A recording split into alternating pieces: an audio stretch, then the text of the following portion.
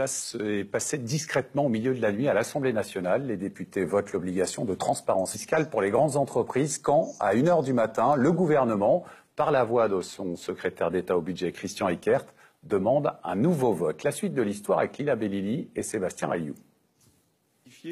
Mai 2013, François Hollande promet une lutte sans merci contre l'évasion fiscale. Ceux qui pensaient échapper à l'impôt en se réfugiant dans des paradis fiscaux, aujourd'hui doivent comprendre que l'impunité est terminée. Hier soir, les députés mettent en application cette promesse. Imposer la transparence fiscale aux grandes entreprises. Proposition adoptée vers minuit. L'Assemblée nationale a adopté. Mais ce vote n'est pas du goût du secrétaire d'État au budget. Le gouvernement est opposé à cette disposition et j'avertis d'ores et déjà l'Assemblée que le gouvernement va demander une deuxième délibération sur ce point. Au bout de 40 minutes de suspension et sans doute d'une discussion houleuse avec les frondeurs, les députés votent finalement contre.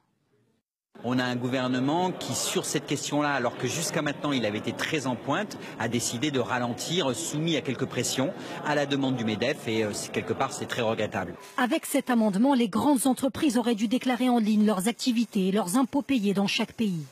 En attendant, elles pourront continuer à pratiquer l'optimisation fiscale sans contrôle.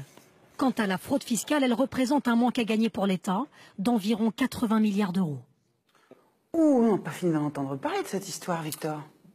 C'est exactement pourquoi nous ouvrons avec ce sujet, parce que discrètement au milieu de la nuit, le gouvernement a changé de position.